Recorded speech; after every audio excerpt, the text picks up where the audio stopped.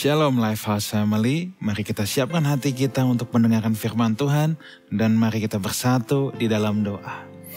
Bapa yang baik, kami mengucap syukur untuk kasih setia Tuhan, untuk kasih anugerah Tuhan kepada kami semua. Kami ada sebagaimana kami ada, kami menyadari semua ini hanya oleh karena kemurahan Tuhan saja. Itulah sebabnya Tuhan, kami tidak mau menyia-nyiakan.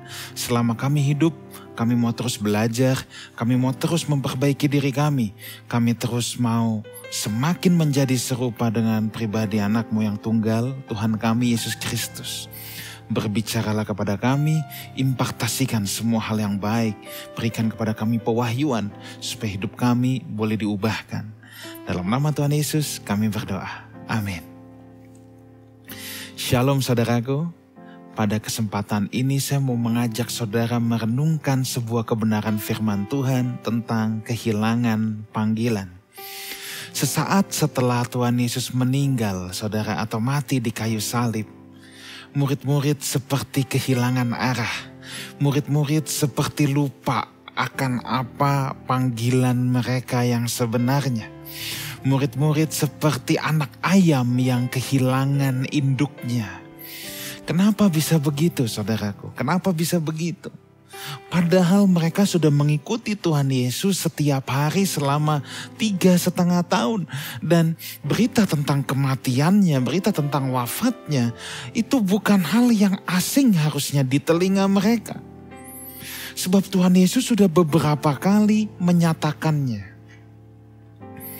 Mereka adalah orang-orang yang dipanggil langsung oleh Tuhan Yesus. Tetapi justru ketika setelah peristiwa penyaliban, mereka juga menjadi orang-orang yang paling galau, yang paling bimbang, menjadi orang-orang yang seperti kehilangan arah hidupnya.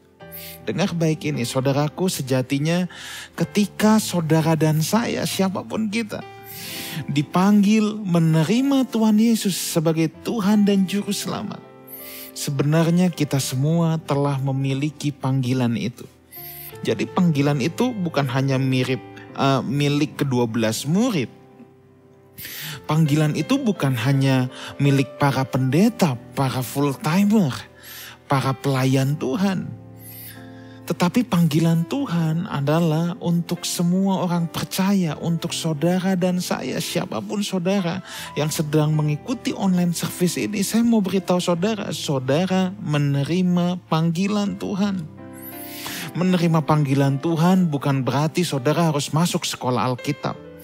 Menerima panggilan Tuhan bukan berarti saudara harus jadi full timer. Tetapi apapun profesi saudara, saudara menerima panggilan Tuhan. Mungkin saudara bilang, pastor saya hanya ibu rumah tangga. Ya, saudara adalah ibu rumah tangga yang menerima panggilan Tuhan.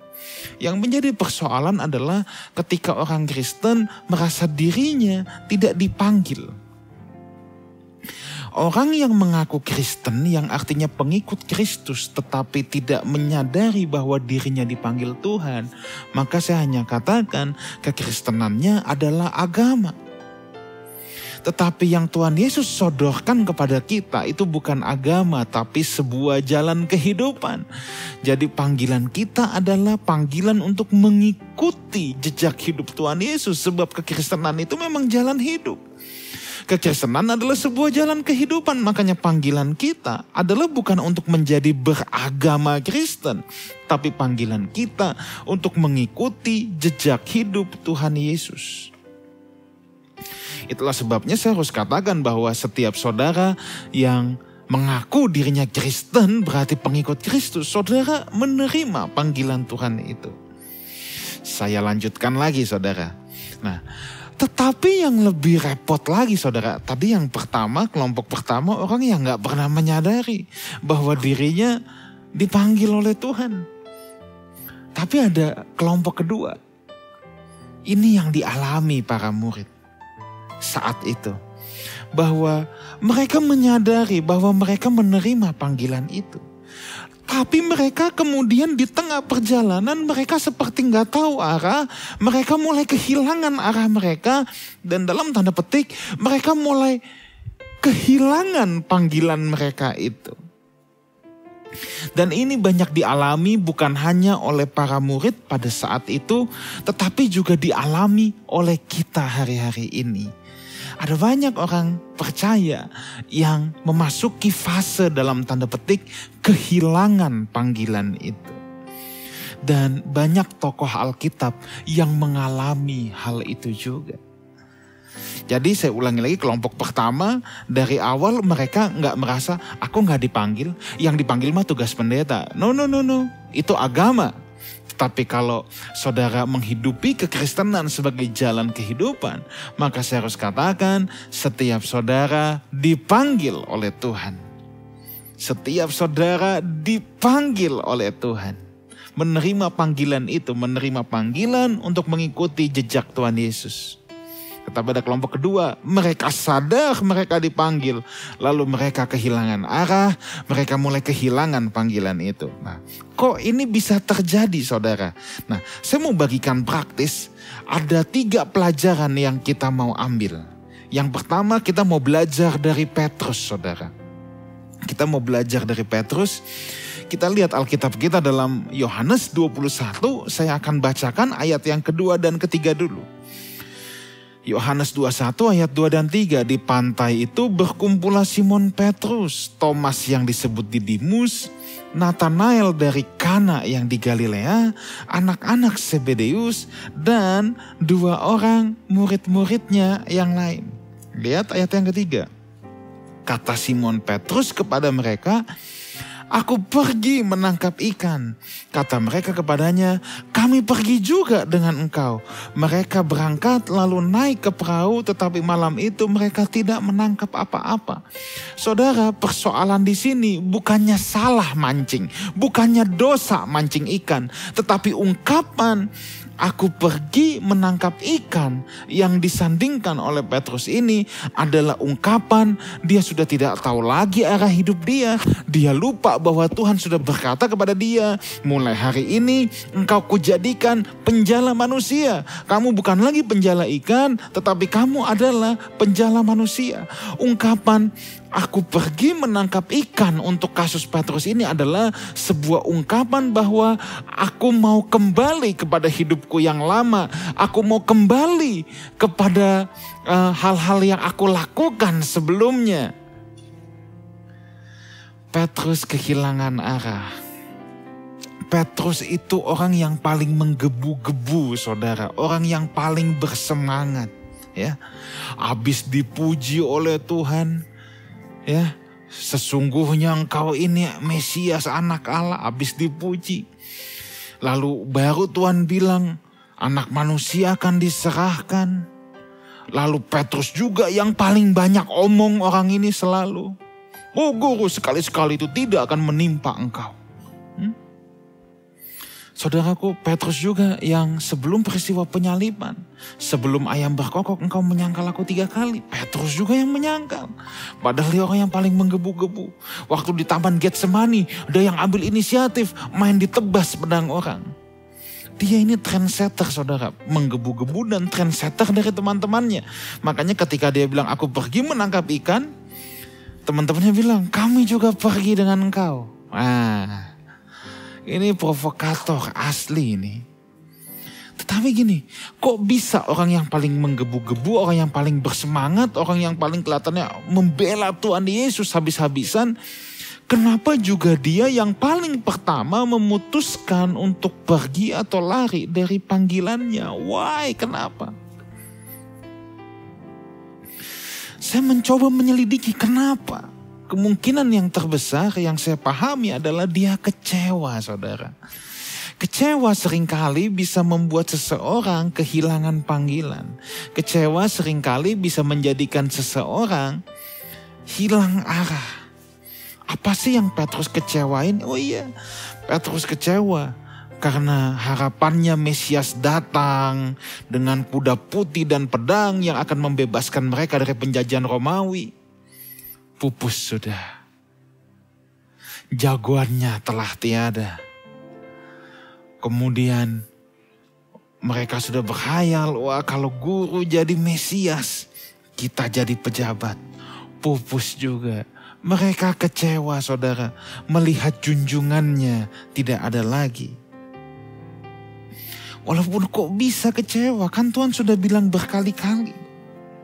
Kok bisa kecewa? Nah, itulah manusia. Ketika apa yang diharapkan tidak terjadi sesuai kenyataan atau sesuai ekspektasi, maka seringkali manusia menjadi kecewa. Meskipun sudah tahu, tapi tetap menjadi kecewa. Ketika apa yang dia expect tidak sesuai dengan realitas yang terjadi di lapangan. Nah, pertanyaan mendasar yang harus kita tanyakan sebenarnya tuh gini. Kapan Petrus sadar dan ia kemudian berbalik sama Tuhan? Masalahnya saudara, peristiwa ini ketika, jadi kalau saudara nanti baca yang lengkap, ayat yang ke-21, ya, ini pun Petrus kan yang paling semangat, yang paling cepat-cepat nyemplung. Waktu teman-teman bilang, itu Tuhan. Petrus juga yang pertama yang nyemplung langsung. Ya, dia lagi telanjang langsung pakai baju. Wah, pokoknya yang paling bersemangat. Tapi persoalannya di ayat yang ke-14, coba lihat. Itulah ketiga kalinya Yesus menampakkan diri kepada murid-muridnya sesudah ia bangkit dari antara orang mati. Ini bukan yang pertama Tuhan menampakkan diri. Ini yang ketiga kali, saudara. Ini yang ketiga kali. Mungkin kita bilang, kok bebel ya? Harusnya udah tahu mati, penampakan diri pertama saja. Apa kurang? Apa ada orang yang sudah mati bisa menampakkan diri? Menggenapi janjinya bahwa ia akan bangkit, logikanya harusnya sekali saja mereka udah sadar. Kenapa masih seperti anak ayam kehilangan induk? Sampai ketiga kali, saudara. Pelajaran yang menarik yang saya ambil di sini tuh gini. Tuhan tidak menyerah kepada kita. Tuhan tidak menyerah sama Petrus. Tuhan tidak menyerah sama kita, saudara. Tapi satu hal yang perlu dicatat gini. Kenapa akhirnya Petrus bisa berbalik? Dalam diri Petrus masih ada api. Dalam diri Petrus masih ada rasa cinta Tuhan yang menggebu. Masih ada api. Hati kecil Petrus masih tersimpan bara mengasihi Tuhan dengan sangat. Makanya itu dibuktikan ketika teman-temannya bilang, itu Tuhan, wah dia langsung lari, dia langsung berenang, dia langsung susulin Tuhan Yesus. Karena dalam hati Petrus kita tidak bisa menyangkali. Yes, dia kecewa. Tapi dalam hatinya masih ada bara yang begitu luar biasa. Bahwa aku mengasihi Tuhan. Makanya ketika bara itu disundut sedikit saja. Itu bisa kembali berkobar. Pertanyaannya. Apakah bara api itu masih ada dalam diri saudara? Repotnya kalau dalam diri kita sudah tidak ada bara api. Api cinta bahwa kita mengasihi Tuhan. Dan kita mau lagi melayani Tuhan. Kalau udah gak ada lagi gairah untuk melayani Tuhan. Ini yang paling repot, saudara. Betul, Petrus banyak gagal. Tapi kita juga gak bisa pungkiri. Yang membuat dia bisa tetap berbalik. Selain Tuhan tidak pernah menyerah. Dalam hati Petrus memang ada bara api mengasihi Tuhan, melayani Tuhan yang begitu luar biasa. Saudara, kita bisa saja kecewa. Kita bisa saja dikecewakan oleh banyak hal. Kita mungkin dikecewakan oleh pelayan Tuhan sendiri. Yang harusnya jadi teladan justru mengecewakan kita. Tapi satu hal yang saya mau bilang sama saudara semua. Bahwa jangan pernah padamkan api cinta dan melayani Tuhan dalam hidup saudara. Sebagai gembala jemaat, saya berjuang untuk menjadi teladan, untuk menjadi contoh yang baik buat saudara. Tentunya saya berusaha maksimal, saya tidak mau mengecewakan saudara. Tetapi yang namanya manusia ada peluang untuk mengecewakan. Walaupun sekali lagi saya berharap saya tidak mengecewakan. Dan saya serius untuk hal ini. Tapi kalaulah saudara satu hari kelak, saudara mungkin kecewa sama saya atas hal yang saya sendiri mungkin juga tidak menyadarinya. Pesan saya cuma satu. Jangan pernah padamkan bara api cinta dan kegairahan untuk melayani Tuhan.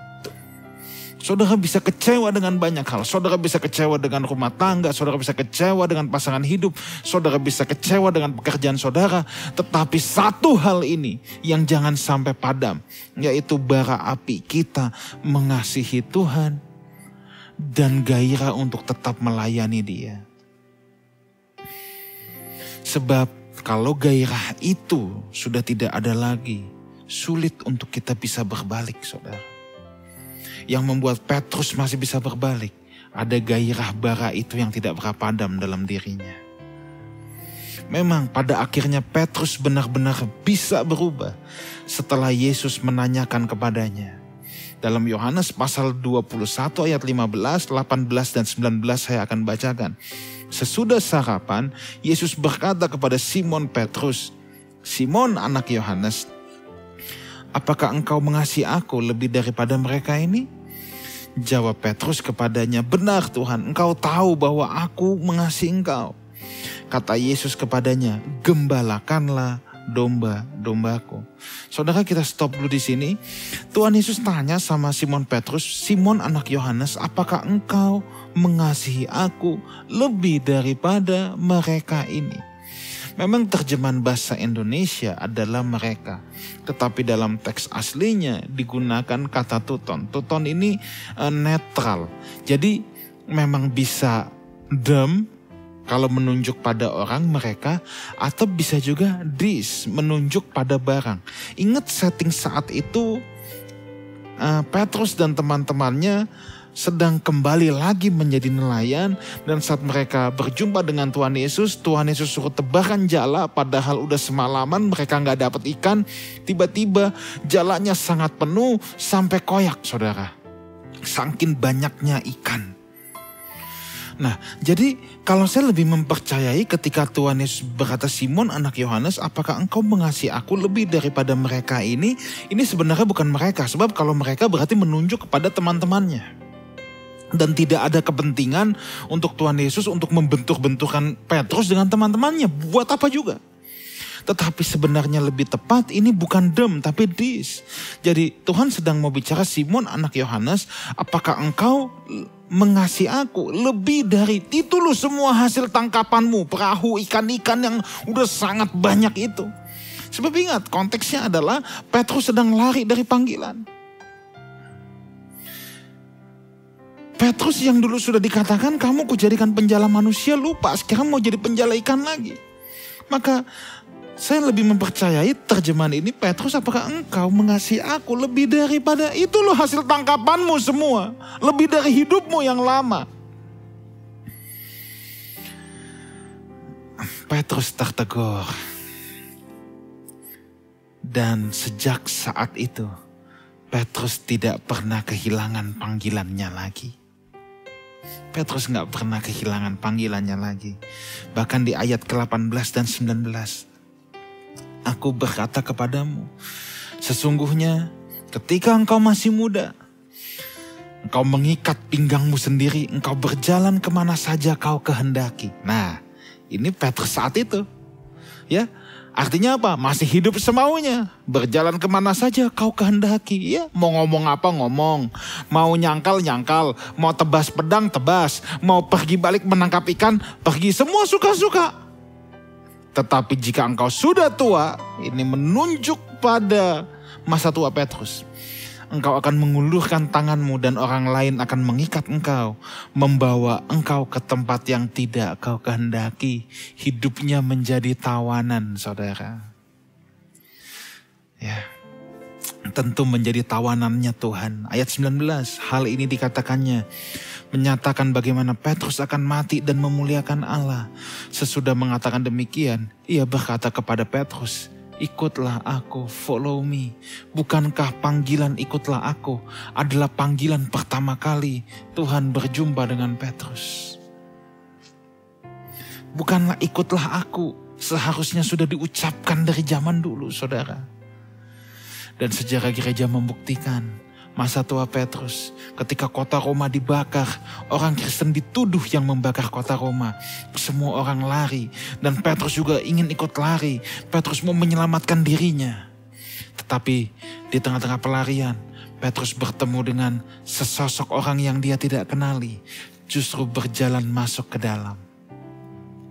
Ketika dia melihat sosok orang itu, dia teringat akan gurunya. Dia teringat akan Tuhannya. Dan dia tidak jadi melanjutkan pelariannya. Dia justru kembali ke dalam kota. Dia ditangkap dan dia juga mau disalibkan seperti gurunya. Dan Petrus berkata, kalau guruku disalib kepala di atas, aku tidak layak untuk itu. Petrus bukan lagi menjadi orang yang kehilangan panggilannya. Petrus bukan lagi menjadi orang yang pengecut. Justru dia berkata, kalau kau mau salibkan aku dengan kepala di bawah. Sebab aku tidak layak untuk disamakan dengan majikanku yang mulia. Saudara, kunci pertama untuk kita tidak kehilangan panggilan kita adalah hati yang hancur mengasihi Tuhan dan gairah untuk melayani Dia. Kita bisa kecewa, mungkin bisa ada temporary time, sementara waktu kita seperti kehilangan arah. Tapi saya mau pastikan saudaraku, jangan sampai hati mengasihi Tuhan itu padam. Yang kedua, kita mau belajar dari Elia. Dalam 1 Raja-Raja pasal 19 ayat 13-15, saya hanya ingin cerita singkat saja. Elia habis mengalahkan 400 Nabi Baal. Tapi kok dia bisa lari terbirit-birit, saudara, ya, melarikan diri ke goa. 1 Raja-Raja 19 ayat 13. Segera sesudah Elia mendengarnya bahwa dia mau dibunuh sama Isabel, ia menyelubungi mukanya dengan jubahnya, lalu pergi keluar dan berdiri di pintu gua itu. Maka datanglah suara kepadanya yang berbunyi, apakah kerjamu di sini, hai Elia? Kamu ngapain? Kamu habis ngalahin 400 Nabi Baal, kenapa kamu ngumpet? Kata Tuhan, jawabnya, aku bekerja segiat-giatnya bagi Tuhan Allah semesta alam. Karena orang-orang Israel meninggalkan perjanjianmu, meruntuhkan mesbah-mesbahmu, dan membunuh nabi-nabimu dengan pedang. Hanya aku loh Tuhan, seorang diri yang masih hidup. Dan sekarang mereka mau membunuh aku, mau mencabut nyawaku. Firman Tuhan kepadanya, pergilah. Kembalilah ke jalanmu melalui padang gurun ke Damsyik, dan setelah engkau sampai, engkau harus mengurapi Hazael menjadi raja atas Aram. Elia, nabi yang sangat gagah perkasa, bayangkan mengalahkan 400 Nabi Baal, tapi kok bisa ketakutan sama seorang perempuan yang namanya Isabel. Saudara bisa cari, kita sempat bahas di live talk tentang praktek sihir dalam gereja. Mungkin nanti kapan-kapan saya harus mengkhotbahkannya, ya, dengan lebih rinci. Kok bisa habis mengalahkan 400 Nabi Baal, takutnya sama wanita, seorang wanita, saudara. Isabel adalah lambang sihir. Tanpa sadar Elia kena sihir. Kok bisa? Ya, sihir di sini bukan nujum, bukan jampi-jampi, saudara. Sihir yang dimaksudkan di sini adalah, inti dari sihir itu ini, manipulasi, intimidasi, dominasi. Orang yang melakukan praktek sihir itu bukan berarti pakai jampi-jampi, pakai hal-hal mistis, tetapi ketika seseorang berusaha memanipulasi orang lain supaya tujuannya tercapai, kemudian dia mengintimidasi, menakut-nakutin, seolah-olah kalau dia tidak menuruti apa yang dia katakan maka akan terjadi celaka. Dan tujuan ultimate-nya adalah mendominasi, dia mau semua orang takluk sama dia. Dan sihir ini bisa terjadi di mana saja oleh siapa saja tanpa kita sadar. Misalnya kita ajak anak-anak kita jalan-jalan ke mall, anak yang masih kecil. Dia ngerengek minta mainan. Lalu saudara bilang jangan, hari ini gak boleh beli mainan dulu.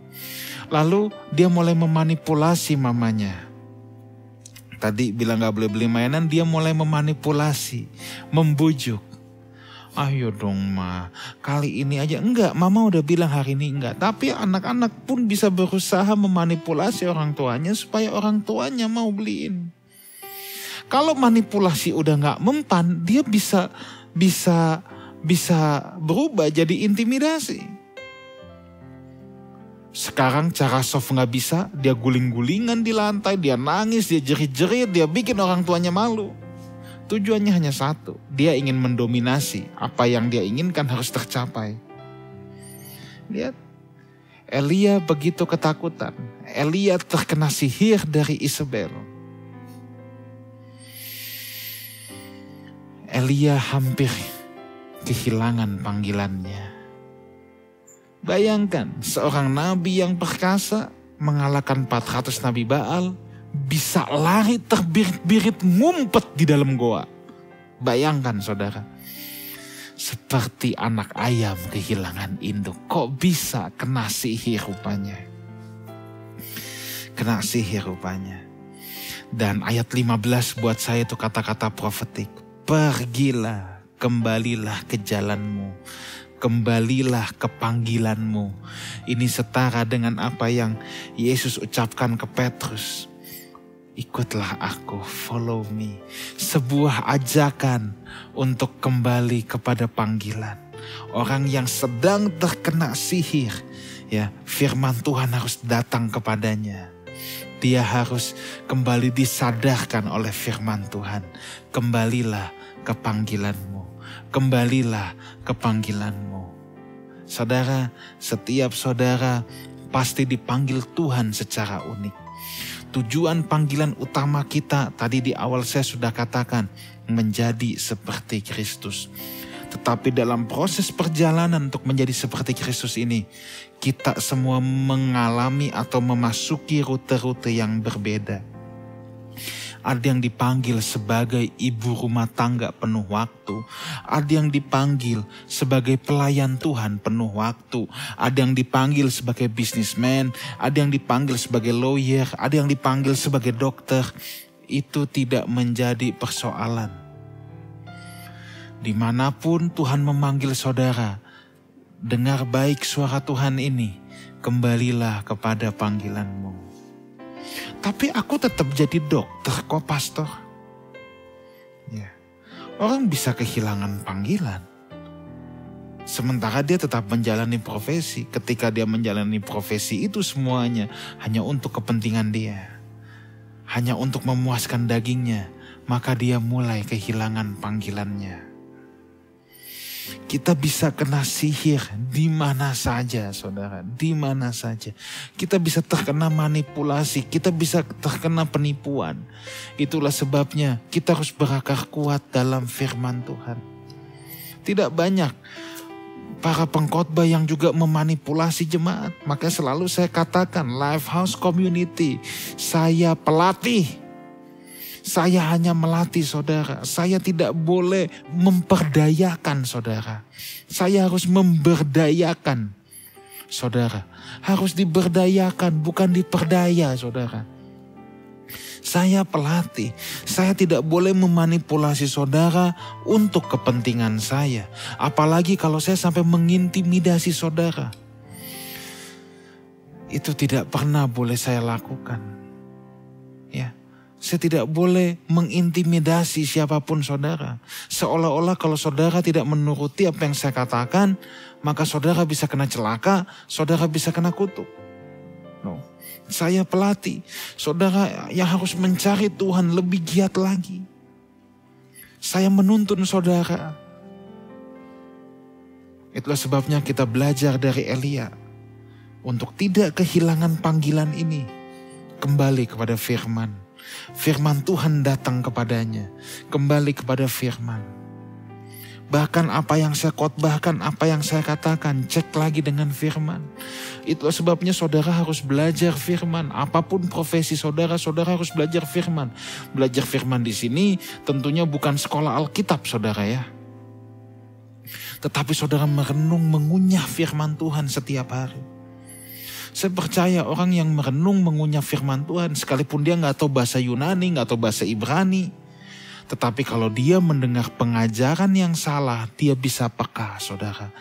Dia bisa peka. Dan di sini ketika firman Tuhan datang, kembalilah ke jalanmu. Pergi dan kembalilah ke panggilanmu. Yang ketiga, yang terakhir, kita belajar dari Demas. Siapakah Demas? Demas adalah rekan Paulus. Demas 3 kali disebutkan dalam Alkitab saudara.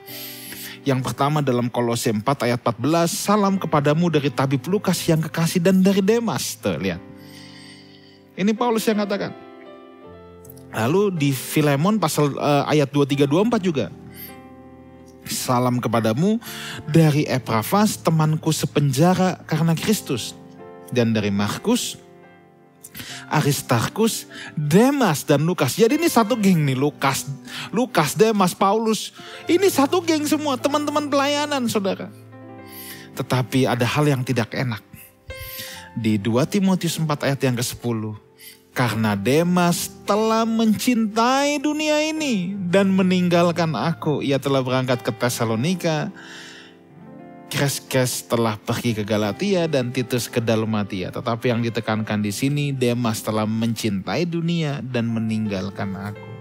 Saudaraku, mencintai dunia bisa membuat kita kehilangan panggilan Tuhan dalam hidup kita. Begitu banyak pelayan Tuhan yang pada awalnya baik. Bahkan saya mau katakan, semua orang awalnya tidak ada yang bercita-cita jadi jahat. Mau pelayan Tuhan, mau bukan. Tidak ada yang bercita-cita jadi penjahat. Awalnya semua baik, semua memulai pelayanan, memulai jalan hidupnya, sepak terjang hidupnya, semua pasti bercita-cita jadi orang yang baik. Tetapi mencintai dunia itu bisa membuat orang itu kehilangan panggilan.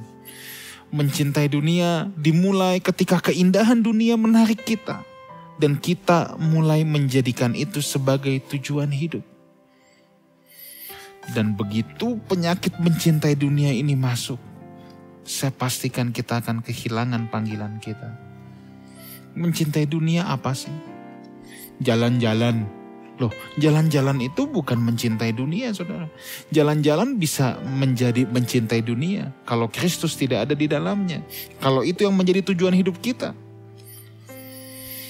Maka Paulus bilang segala sesuatu ku anggap sampah. Ini jangan salah kaprah.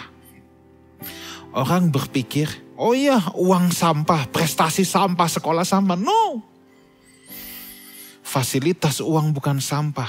Tapi kalau itu jadi tujuan, kalau itu jadi pengejaran, tanpa Kristus itu semua baru jadi sampah.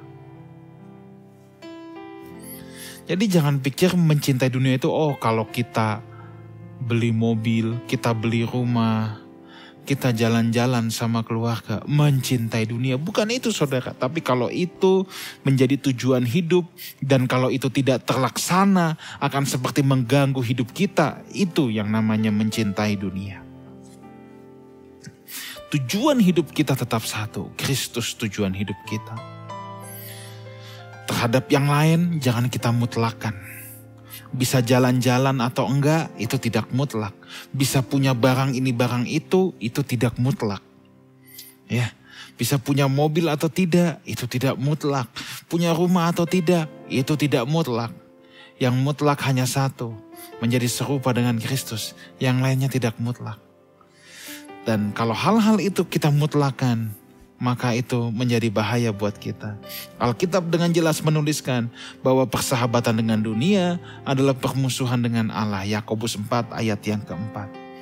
Bersahabat dengan dunia artinya mencintai apa yang dunia tawarkan dan memilih meninggalkan apa yang rohani demi sesuatu yang jasmani. Itu bersahabat dengan dunia. Jadi bersahabat dengan dunia artinya Kita mencintai apa yang dunia tawarkan. Bahkan kita memilih meninggalkan apa yang rohani untuk sesuatu yang jasmani. Saudara boleh gak jalan-jalan, boleh gak nonton film atau lain sebagainya, boleh. Tapi jangan sampai meninggalkan yang rohani untuk yang jasmani. Kita harus paham akan hal ini. Makanya selalu saya katakan gini, yuk jatuh cinta dulu sama Tuhan. Kalau kita tidak mengalami jatuh cinta sama Tuhan, tapi kita terlanjur jatuh cinta sama yang lain, Tuhan pasti dikalahkan. Jadi sebelum kita mengarahkan hati kita kepada hal yang lain, arahkan dulu hatimu kepada Tuhan. Awalnya Demas juga baik-baik, melayani dengan sungguh-sungguh. Namun rupanya dia tidak tahan, saudara, dengan situasi, dengan tekanan, dengan lain sebagainya. Kita tidak tahu persis memang apa yang terjadi dengan Demas. Tapi dari sini kita bisa belajar. Berita salib tidak pernah boleh digeser dari mimbar gereja. Kalau berita salib digeser, yang ada adalah hanya berita Injil kemakmuran. Maka itu tanpa sadar gereja bukan sedang menikahkan jemaat Tuhan dengan Tuhan. Tetapi justru menikahkan jemaat Tuhan dengan dunia ini. Mari kita realign panggilan kita refokus hidup kita, supaya kita tidak kehilangan panggilan kita. Tuhan Yesus menyertai kita semua. Mari kita berdoa. Bapa dalam surga, terima kasih untuk kebenaran firman-Mu. Mungkin ada masa-masa di mana kami seperti anak ayam kehilangan induk. Mungkin bisa ada fase-fase dalam hidup kami seperti bimbang dan galau. Tetapi hamba berdoa Tuhan, kami mau realign lagi hidup kami. Kami mau bangkitkan bara yang mengasihi Tuhan, gairah untuk melayani Tuhan, gairah mencintai Tuhan. Kami mau bangkitkan kembali dalam hidup kami, supaya kami tidak kehilangan panggilan kami. Kalau ada di antara kami yang mulai kehilangan arah, Tuhan, aku berdoa firman Tuhan datang kepadanya dan kembalilah kepada panggilan-Mu. Terima kasih Bapa. Sekarang kita akhiri ibadah online service ini. Kita angkat kedua belah tangan kita dan terimalah berkat Tuhan. Kiranya berkat dari Allah Bapa, cinta kasih karunia dengan Tuhan kita Yesus Kristus menyertai kita semua sampai selama-lamanya, sampai Tuhan Yesus datang yang kedua kalinya menjemput orang-orang yang hidup berkenan di hadapannya. Sama-sama kita katakan amin. Happy Sunday, God bless you all.